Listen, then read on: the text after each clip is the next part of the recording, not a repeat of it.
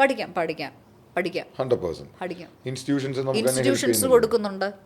മനസ്സിലായില്ലേ? അപ്പൊ പഠിക്കേണ്ട ഉത്തരവാദിത്തം ആരുടെയാണ്? നമ്മൾ തന്നെ.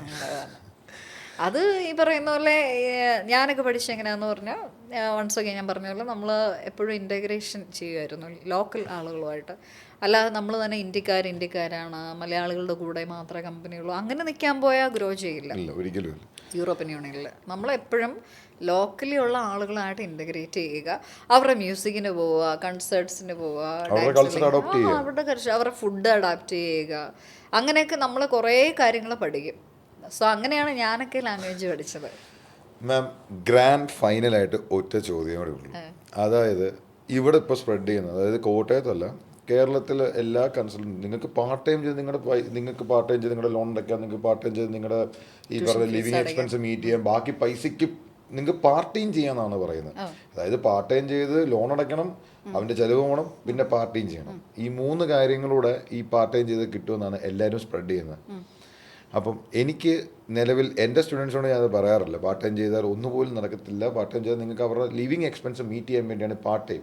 അത് ക്ലിയർ കട്ടായിട്ട് ഞാൻ പറയണം. ഇനിയും ഞാൻ പറയുന്നതാണോ തെറ്റ് അതോ അവർ പറയണോ തെറ്റ്, എനിക്ക് അതിനകത്തൊരു ക്ലാരിറ്റി കിട്ടിയത്. ഞാൻ റിയൽ ലൈഫ് എക്സ്പീരിയൻസേ പറയത്തുള്ളൂ. എനിക്കതാണ് വേണ്ടത്. റിയൽ ലൈഫ് എക്സ്പീരിയൻസ് എന്ന് പറഞ്ഞാൽ ഒരു സ്റ്റുഡൻറ്റിനെ സംബന്ധിച്ച് അവർക്ക് 40 മണിക്കൂർ പെർ വീക്ക് പാർട്ട് ടൈം ചെയ്യാം. ലിത്വാനിയയുടെ കേസ് മാത്രമാണ്. ഇന്റർനാഷണൽ കമ്പനീസിൽ, അതായത് ഇവിടുന്ന് അങ്ങോട്ട് ചെന്ന് 2ാമത്തെ മാസം തന്നെ അമേരിക്കൻ കമ്പനിയിൽ ഫുൾ ടൈമിന് വർക്കിന് കയറിയ പെൺകുട്ടികൾ വരെ എൻ്റെ സ്റ്റുഡൻസ് ഉണ്ട്. ഒന്ന് ആലോചിച്ച് നോക്കുക, മാസ്റ്റേഴ്സ് പഠിക്കാൻ പോയത് അവർ അമേരിക്കൻ കമ്പനിയിൽ കയറിയെന്ന് ഓർത്തോണം. അപ്പോൾ നമ്മൾ ഈ ഫുഡ് ഡെലിവറി അല്ലെങ്കിൽ അങ്ങനത്തെ കാര്യങ്ങളിൽ മാത്രം ഫോക്കസ് കൊടുക്കാതെ ഡയറക്റ്റായിട്ട് കമ്പനികളിലേക്ക് അപ്ലൈ ചെയ്യുകയാണ് എങ്കിൽ തീർച്ചയായിട്ടും നിങ്ങൾക്ക് അതിനുള്ള സ്കോപ്പുണ്ട്. മാസം ഒരു 2700 യൂറോ മുതൽ എന്ത് കിട്ടും, പേയ്മെൻറ്റ് കിട്ടും. എന്ന് പറഞ്ഞാൽ ഒരു 3 ലക്ഷം രൂപ ഇപ്പോഴത്തേക്ക് റേറ്റ് വെച്ച് നോക്കും, പെർ മന്ത് കേസാണ്. ടാക്സ് ഉണ്ട് എങ്കിൽ പോലും നിങ്ങളുടെ ലോണും കാര്യങ്ങളൊക്കെ ട്യൂഷൻ ഫീസിൻ്റെയും നമ്മൾ ഗഡുക്കളായിട്ടാണല്ലോ കയ്യിൽ സേവ് ചെയ്യുന്നത്. എന്നിട്ട് അടുത്ത വർഷം വരുമ്പോൾ അടയ്ക്കില്ല. അപ്പം മന്തിൽ നിങ്ങൾക്ക് സേവ് ചെയ്യാനായിട്ട് സാധിക്കും. ഇത് ചെയ്യണമെന്നുണ്ടെങ്കിൽ നിങ്ങൾ എന്ത് ചെയ്യണം, നല്ല സ്റ്റുഡൻസ് ആയിരിക്കണം, പണിയെടുക്കണം, പക്ഷേ പഠിക്കണം. നന്നായിട്ട് പഠിക്കുകയാണെങ്കിൽ ടീച്ചേഴ്സ് ഒരു പ്രശ്നവുമില്ല, യൂണിവേഴ്സിറ്റിക്ക് ഒരു പ്രശ്നവുമില്ല, ഹാപ്പി. നിങ്ങൾ ചെയ്യേണ്ട അസൈൻമെൻറ്റ് നിങ്ങൾ ചെയ്യുക, കമ്പനിയിൽ നിങ്ങൾക്ക് ജോലി ചെയ്യണമല്ലോ നിങ്ങൾക്ക് ജോലി ചെയ്യുക. അതേസമയം 40 മണിക്കൂർ എന്നുള്ളത് 60 മണിക്കൂർ ജോലി ചെയ്ത് പൈസ ഉണ്ടാക്കി നടക്കാൻ പോയാൽ സ്റ്റഡീസ് കയ്യിൽ നിന്ന് പോകും. അത് പ്രത്യേകമായിട്ട് ശ്രദ്ധിക്കുക. അപ്പോൾ അതല്ല, നിങ്ങളുടെ സ്റ്റഡീസാണ്, ജോലിയാണ്. അപ്പോൾ ജോലി ചെയ്തുകൊണ്ട് ഇതൊക്കെ ചെയ്യാൻ പറ്റുമോ? പറ്റും.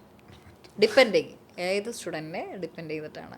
ഇവിടുന്ന് പോയിട്ട് മുറിക്കകത്ത് കയറി ഗെയിമും കളിച്ച് ക്ലാസ്സിലും പോവാതെ ചുമ്മാ ഇരുന്നിട്ട് എനിക്ക് പാർട്ട് ടൈം ഒന്നും കിട്ടുന്നില്ലെന്നാണ് പറയുന്നവരും ഇവിടുന്ന് പോയി 2ാം ദിവസം മക്ഡൊണാൾഡ്സിലോ അല്ലെങ്കിൽ ഹെസ്ബർഗറിലോ അല്ലെങ്കിൽ നമ്മൾ ഈ പറയുന്ന പോലെ ഊബർ പോലത്തെ സിസ്റ്റത്തിലോ ഒക്കെ ജോലി ചെയ്യുന്നതോ അല്ലെങ്കിൽ കമ്പനികളിൽ കയറുന്നതോ ആയിട്ടുള്ള കുട്ടികളും ഉണ്ട്.